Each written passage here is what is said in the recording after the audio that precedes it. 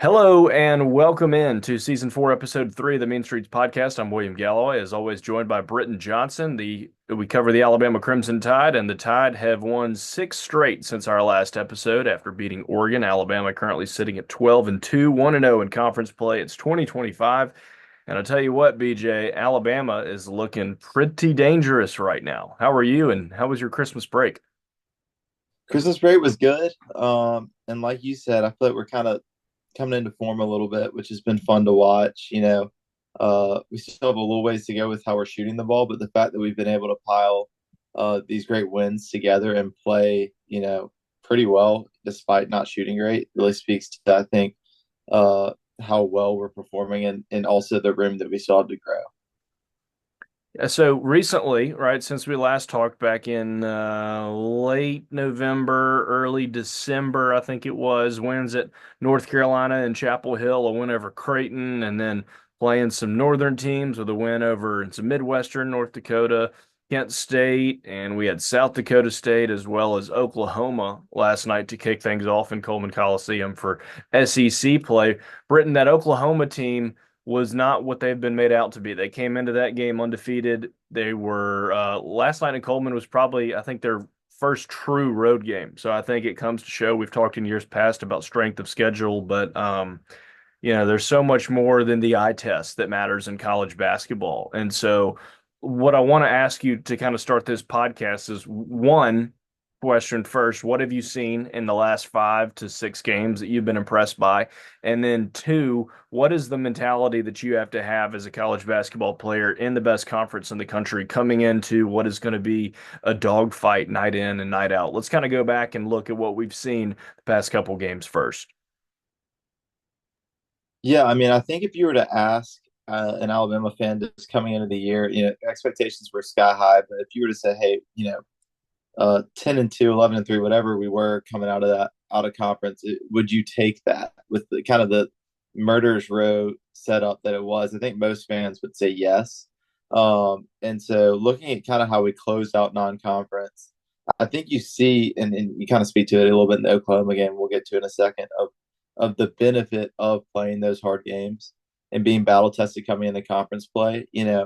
I look back at every NATO's team, and no team, none of those teams have been playing their best ball in November and December. But I think us playing a consistently hard out of conference schedule has prepared us every single year for conference play.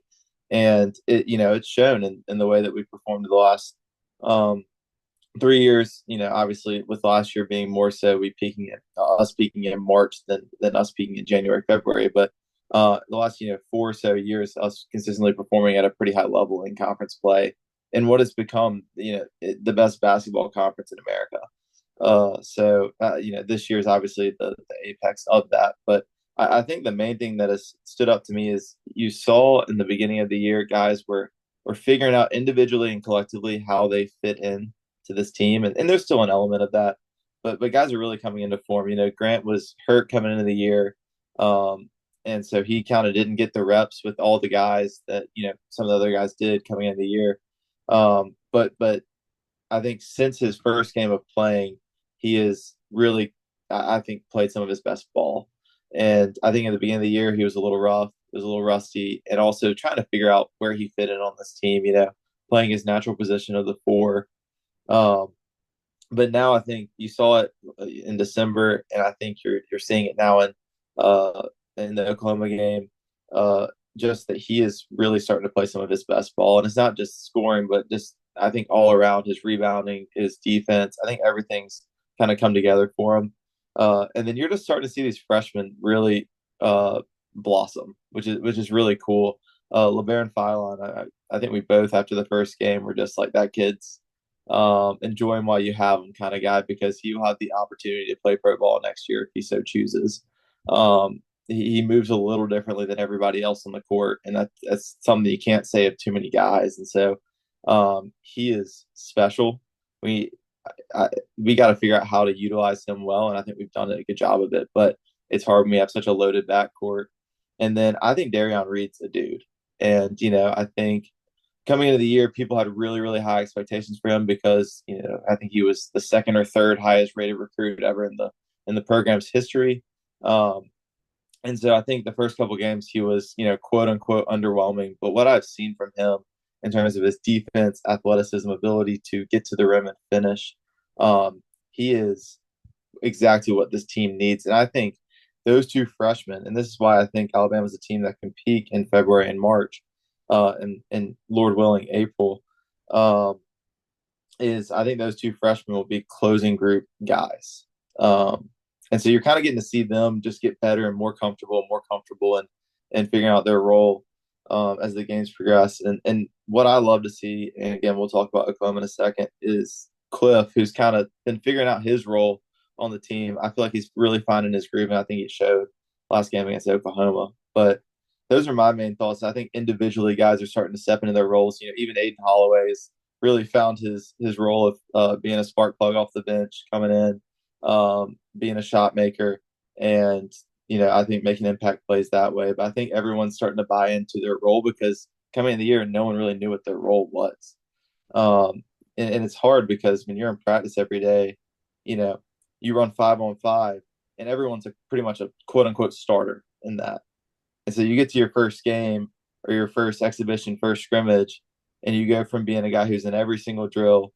And I mean, even to the extent where like I was in a lot of those drills all the time, you know what I mean? And obviously I knew good and well where I was in the pecking order, but a lot of these guys don't. And, especially the freshmen, the younger guys who haven't been through it before, they've always been the star guy on their team. They've always been the best player on their team, most of them. And so coming in, playing in every drill and practice, and then all of a sudden you're the eighth or ninth man. And it's like, how do you adjust to that? And I think you're seeing the guys do a really good job of that. We haven't even spoken of Mark Sears, who's just the most consistent 20-point guy you've ever seen. So I think this team is ripe to continue to improve and get better, but they're playing really good ball right now. I love the point you made about Darion Reed because he's averaging, I think it's like 7.8 and 3.6 a game. So 7.8 points, 3.6 boards. And as you mentioned, a highly rated recruit, but that epitomizes your point. He does because he comes in where he's been the guy in high school. He's a highly touted recruit. Everybody's got their eyes on him. But you've got four other guys. By the way, Trelly's out and he was averaging 11 and a half a game, but you got four other guys averaging double figures. So you don't need him to go out and put up 15 a game. He's making impact plays on the floor. And by the way, in transition, one of the best players in the country. The way he finishes and the way they find a way to read the ball in transition, I mean, it takes the top off of Coleman Coliseum. It's so much fun to watch. So, the depth is unreal. Obviously, you miss Reitzel, returning guy who's started 5 out of 8 games, returned from last year, and you hate that he's not there, but other guys are stepping up. Obviously, the story of Millette burning his red shirt to come in and play says a lot about who he is as a person. And I think it's not a platoon style that we've seen of teams in the past around the conference, namely Kentucky, back when John Calipari was could hold his own at Kentucky. By the way, brutal loss for Arkansas at Tennessee yesterday, and then a really bad look for John Calipari to fly to Chicago after scoring 52 points in Knoxville. I understand he celebrated his own player in Derrick Rose, but scoring 52 on the road and then chasing after your former players is not the best look, but also good for him for having loyalty to Derrick Rose. Anyways, not the platoon system you've seen, but you got a lot of subs, right, for Alabama, and you got a lot of guys that can come in and contribute. Stevenson off the bench, Diabate, we talked about Millette, Sherrell's getting some good minutes, and the Shark even played pretty well because we were up 20, and I think we'll be up 20 in a lot of games. Now, the SEC is not filled with a bunch of Oklahomas. I understand that. But let's talk about the SEC now, Britton, because you come into conference play, the league top to bottom is better than it's ever been. So when you're looking at the league as a whole, right, and you have people talked about a murderer's row. If you're playing Oregon, you got North Carolina, you got Creighton, you got Houston. Well, playing at Ole Miss and playing at South Carolina and playing in Lexington and then having Tennessee come to your place. I mean, you've got all these games that are just brutal back to back to back to back to back. So how do you prep withstanding the blow of those games? And then how do you 14-4 could win the conference this year. So how do you approach conference play? Yeah, I don't know that there's necessarily a difference comparing this year to past years and how you would approach it, just because you want to. I think from an Alabama standpoint, we're so process oriented. We just want to be the best team we can be every single game and have the best chance to win. So like in a very simplistic way, it's similar. But I think the big thing is just you can't. I think the team that doesn't get up and then down and then up and then down, but it's just kind of steady and consistent. Because you're going to drop a game or two. Like you said, 14-4 might win the conference. You have double digit tournament level teams. And I think it's great for us, if you're looking for the poster board of wins and losses at the end of the year, just like have the whole schedule up. It might not be the most fun because you're going to have more losses than you maybe would have otherwise. But the good news is we're playing so many quad ones that I think if Alabama goes 12-6 or 11-7, even, you're guaranteed to have a top four seed, maybe probably even a top three seed, realistically, in the big dance. So I think in terms of approach, it sounds so simple, but you literally can't take any game for granted, and you never can, right? I think Alabama fans have swallowed that pill too many times, and just us going to Vandy or us going to Mizzou and dropping a game we shouldn't has been a story, far too common to Alabama lore over the years, but this year especially because all these teams are at worst like bubble level teams. Even we were just talking on Oklahoma, who is still ranked number 12. I guess they haven't come out with the new ones yet. Um, you know, I think again in that one you saw the difference between playing a great out of conference and a terrible out of conference, and just how that prepared the different teams. But even still, Oklahoma's gonna get some wins. Like every one of those teams is good. South Carolina, Missouri, teams that maybe finishing at the bottom are still teams that if you go into their gym and don't, and I think this sets us up well for our next game at South Carolina. But if you don't go in that gym knowing good and well that they absolutely can beat you, it's not like one of those. Sometimes you walk into a gym, you're like, if we play our absolute worst game and they play our absolute best, their absolute best game, we could probably lose, which has happened. But I think the SEC is so good this year that if you play a C- game and they play a B+ game, doesn't matter if you're the best team in the league and they're the worst team in the league, that might be enough. So you have to go into every single game just completely locked in, and that's where I think our depth is going to come in huge. But again, that's where the team that is most consistent and most bought in is going to reap the most reward out of it, because there's going to be a game where, name some guys, Darion Reed, Mo Diabate, even some of the really good players are starter level guys, whether it be Grant or Cliff or whoever, are going to have games within this 18 game slate because we're so deep where they play not as much as they want, not even close to as much as they want. Are they going to let that discourage them and affect the next game and the game after that? And if they don't, then we have a chance to be super successful. If they do, then that's where ego and all of that can come in the way of what could be the most successful season, I think, in school history. So it's just got to be a game by game approach and a complete buy in to the 10,000-foot view, if you will, of what we're trying to accomplish. Knowing that, if you drop one here or there, it's not going to impact that goal still. And just everyone needs to be bought in. Yeah. Hey, I want to ask you as a former player and now fan, what excites you the most about having such a daunting SEC schedule and having so many teams be so good? How is that good? Obviously, we know it's good, but tell us how and why that's so good for the team and also for us as fans. Well, I mean, there are a few ways in which it's great. Obviously, I think I mentioned earlier how it basically locks you into your seat if you're able to have some big wins, because there's so few like bad losses that you could even have on the schedule. There aren't any quad three games. Everything's going to be a quad one or quad two. So there are no such thing as really bad losses. You just need to not amass too many of them. So that's the first thing, is I think it sets you up really well to have a great seed, have a lot of quad one wins. If we have a little blunder for 2 or 3 games, there's still an opportunity to come back and get like 6 quad one wins after that. So that's the first thing. The second thing is, if you look at Alabama basketball as a program, and this could be said of probably all the marquee SEC programs not named Kentucky, because Kentucky's always going to be, up there as a blue blood. This year is going to be the best opportunity that Alabama has had to just further broaden their brand. And we've seen it over the years. It's not like Alabama's struggling to, get clicks because of the way we play and our success, but um, week in and week out, SEC games will be the marquee matchups in America. Whereas 10 years ago, you might have one or two of those the whole year, and the rest would be ACC, Big East, and Big 12. Um, but No this one's year, going to SEC, complain about Kentucky, or excuse me, let's say a Missouri taking on a Texas on a Tuesday night at 6 p.m., hogging up the ESPN channels. That's going to be good basketball no matter how you right? slice it. But just the amount of great games, assuming that we continue to be a great team, which I expect to be, the amount of marquee matchups that we will have on ESPN with a bunch of people watching who care about college basketball is really cool. And I think it's a cool thing for us.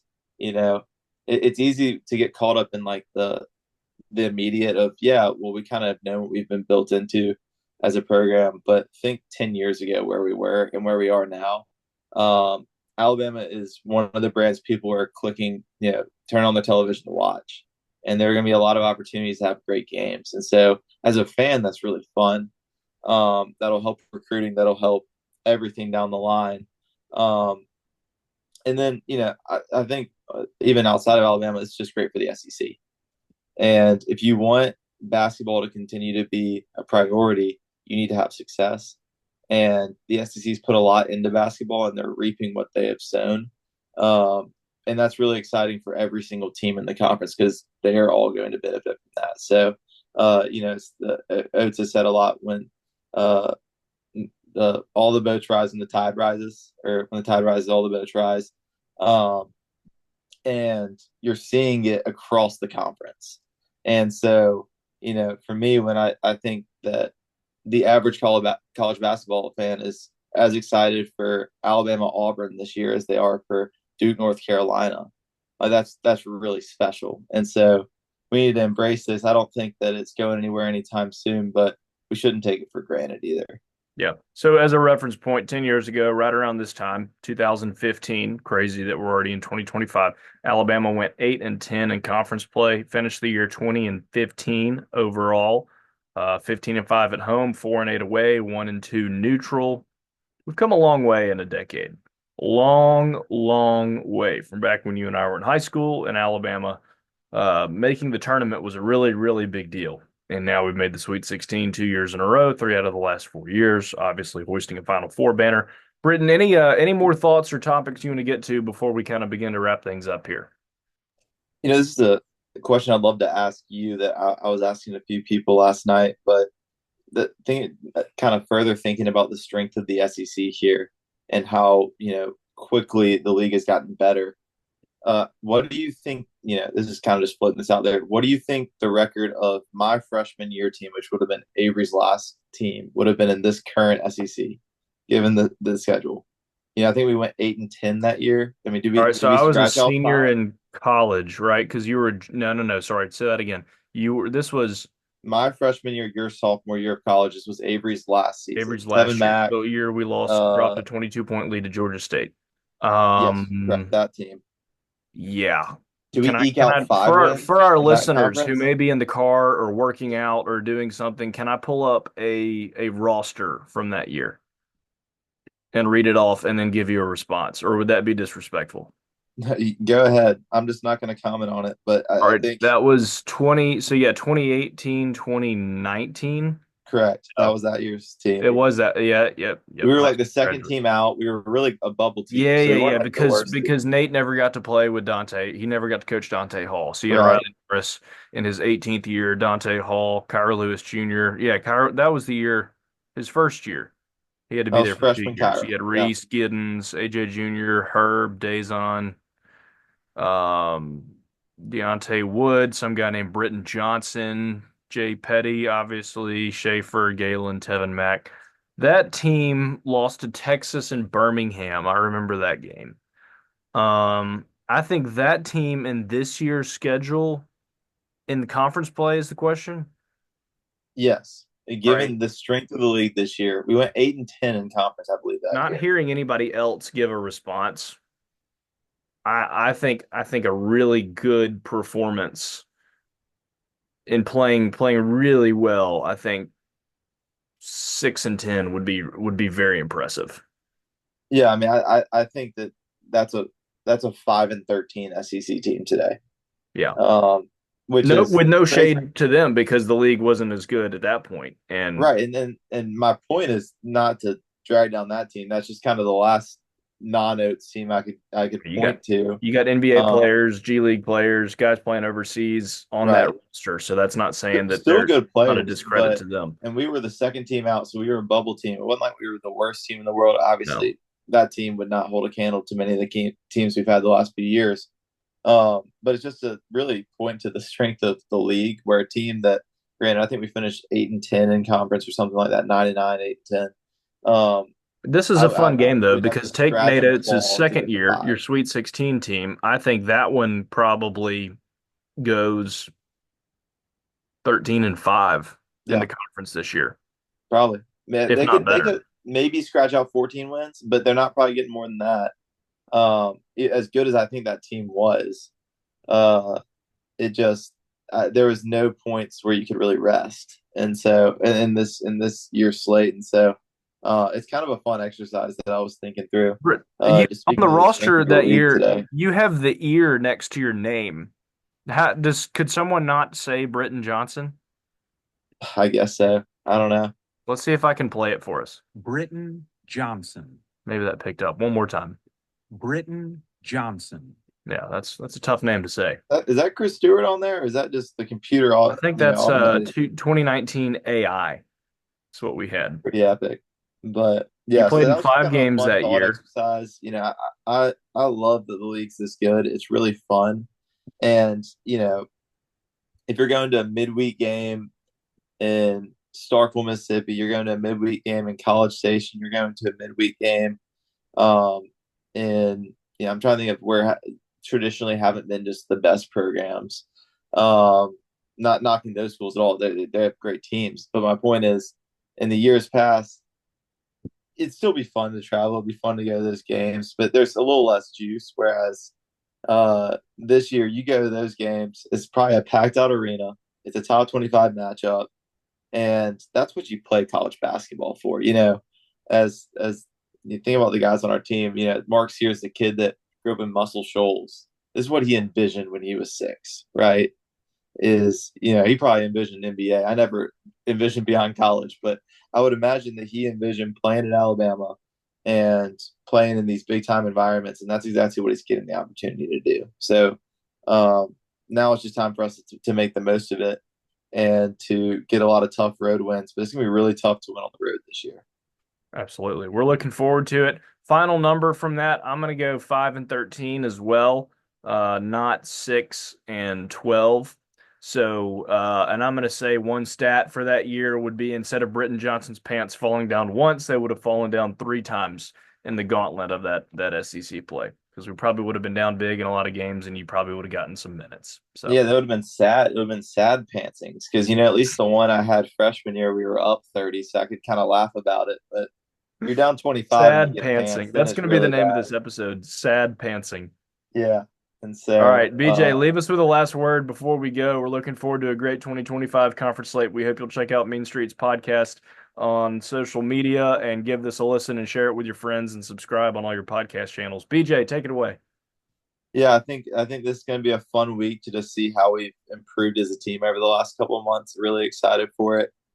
This is what you live for as a college basketball fan. So roll tide and happy new year.